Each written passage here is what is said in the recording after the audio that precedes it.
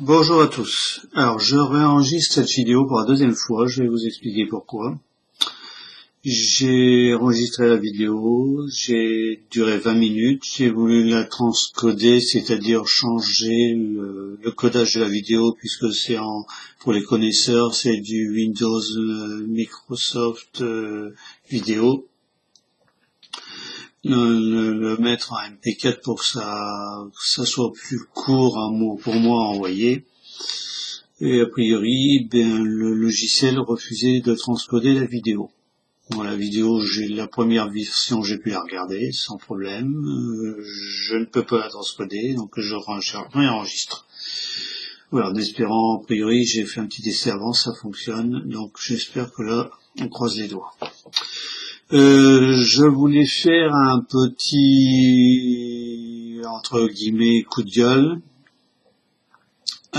concernant la loi anti-casseurs que l'Assemblée nationale a votée hier, avec toutes les réserves de l'opposition, même de certains membres du groupe majoritaire.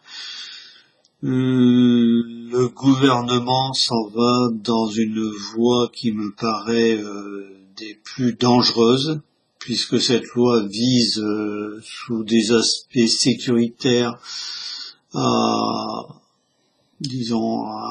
entre guillemets, interdire le droit de manifestation en France, alors qu'il est garanti par la Constitution.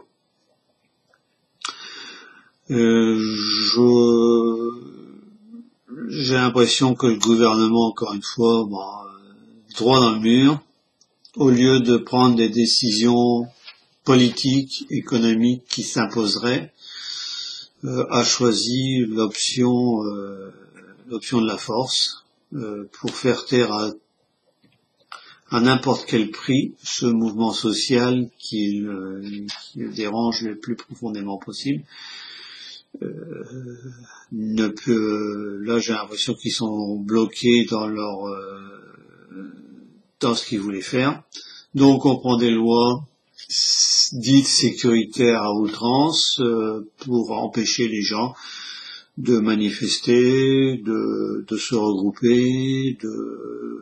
J'ai l'impression que je restreins le plus possible vos libertés afin que vous soyez plus en sécurité.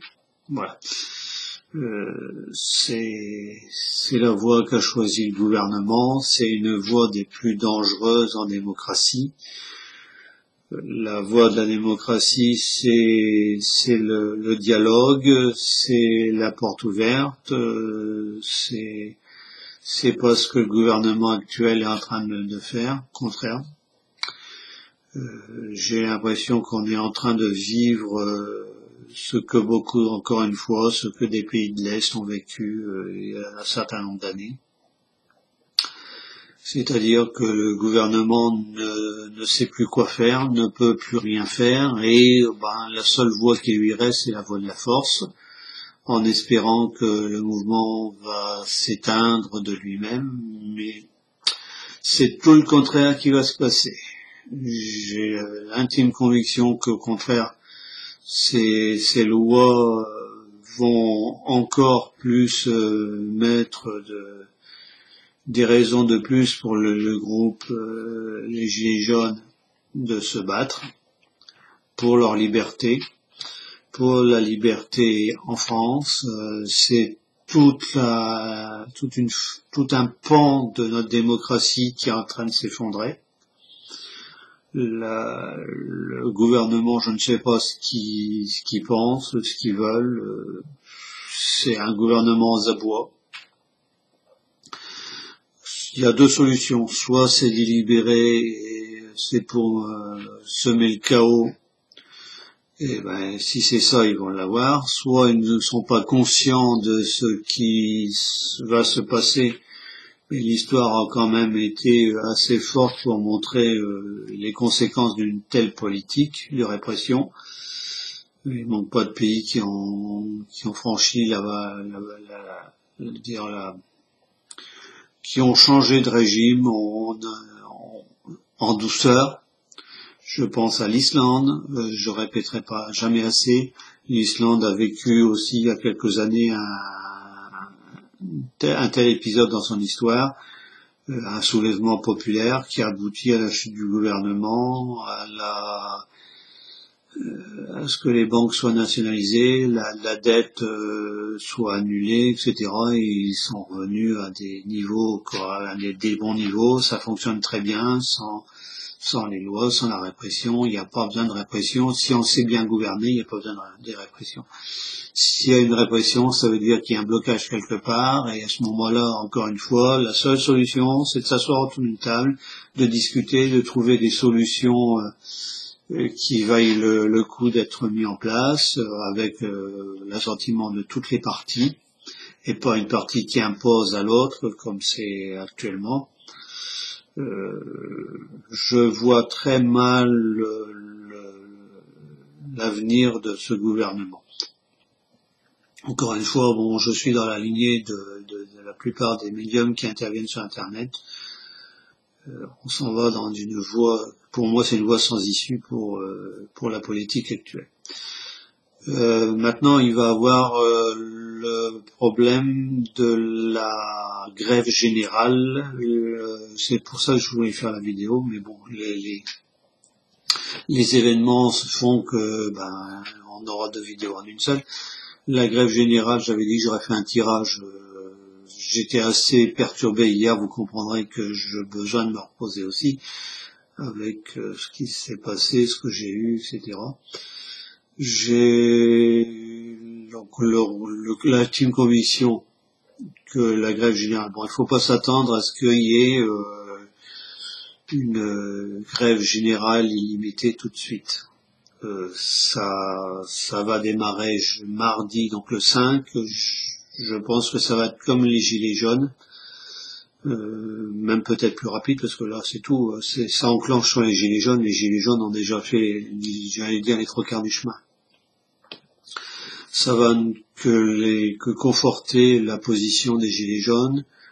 Donc dans les jours qui suivent, ça m'étonnerait pas que la grève générale soit, pas la grève soit vraiment d'une certaine façon générale, avec un objectif, c'est bien ce que les gilets jaunes ont dit à demi-mot, c'est de bloquer l'économie pour que le gouvernement, j'allais dire, saute, mais c'est pas ce qu'ils veulent, quoi. C'est une prise de conscience du gouvernement, de la situation réelle de notre pays. Bon, je pense pas que le gouvernement, que nos dirigeants actuels soient capables d'une telle chose. Ils sont dans leur monde à eux. On a bien vu, c'était dimanche avec les foulards rouges. Je pense notamment à la vidéo de cette dame avec un mépris total pour les gens. Ça va être, j'allais dire, et ce qui me fait peur, ça va être l'option, la force qui va prévaloir. Alors pas la force de la part du gouvernement, mais la force ça va être un combat entre le pays, le peuple et le gouvernement, entre nos dirigeants qui ne veulent rien entendre, qui sont dans leur position depuis maintenant, ça va faire, donc ça a commencé au mois de novembre, donc on approche pratiquement des 3 mois. Si au bout de 3 mois, un gouvernement n'est pas capable de gérer une situation sociale, économique, politique, sans prendre des lois liberticides et en gardant la tête froide et en posant les problèmes clairement et en proposant des solutions pour sortir, c'est qu'il y a une volonté de ne pas sortir du problème. Le gouvernement ne veut absolument pas lâcher prise. Sa politique est la bonne, on continue, même si on est à 2 doigts de rentrer dans le mur j'allais dire à 300 km/h, au risque de se fracasser. Voilà. Bon, personne ne comprend un tel comportement, c'est pas compréhensible. J'ai l'impression que j'allais dire, c'est même suicidaire pour un gouvernement. Parce que la seule chose qui risque d'arriver, et qui arrivera, c'est que le gouvernement risque de sauter allègrement d'une façon ou d'une autre. J'ai vu que Manu avait fait une vidéo, j'ai pas regardé, je m'en excuse, parce que bon, je passe mes matinées et mes soirées à répondre aux commentaires. Manu avait fait une vidéo sur la probable dissolution de l'Assemblée nationale. Ce qui veut dire que il y a un risque, c'est pas il y a un risque. S'il y a des solutions de l'Assemblée nationale, je rappelle que l'Assemblée nationale est détenue en majorité par le groupe parlementaire REM, qui est le groupe qui représente le président de la République, donc qui appuie le président de la République, bien qu'actuellement il y ait des fissures qui apparaissent au niveau de ce groupe. Bon, notamment hier, il y a certains députés REM qui ont tenté de faire annuler des amendements à cette fameuse loi anti-casseurs.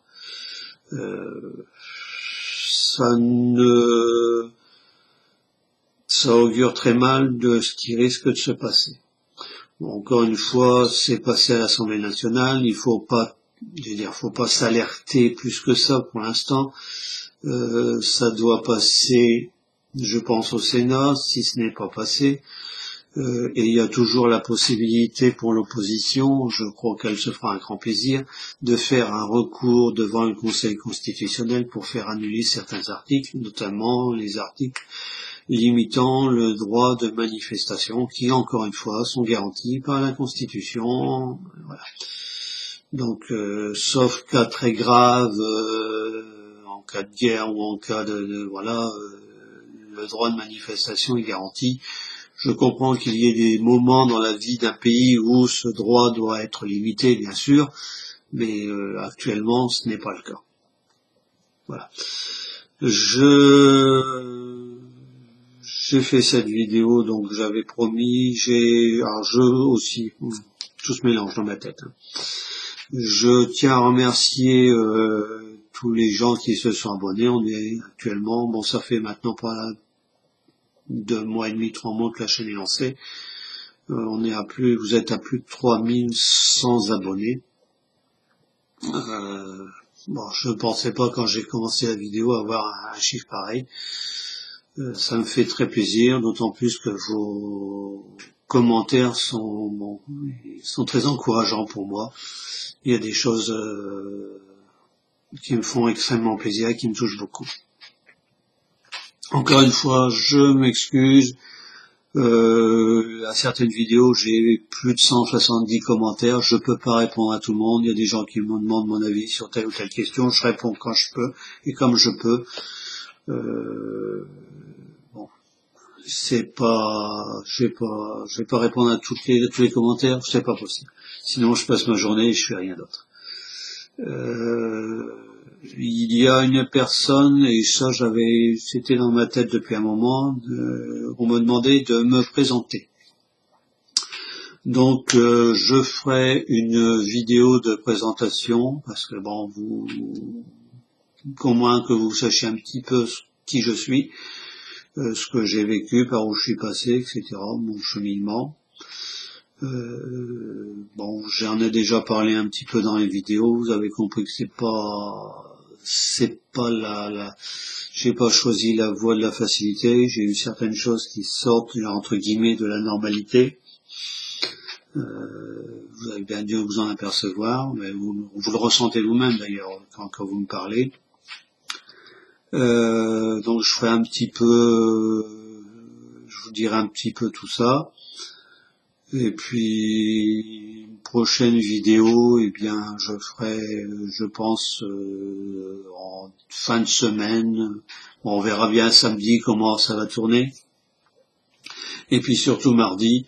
Donc la vidéo soit dimanche, soit mercredi, suivant les événements. Voilà.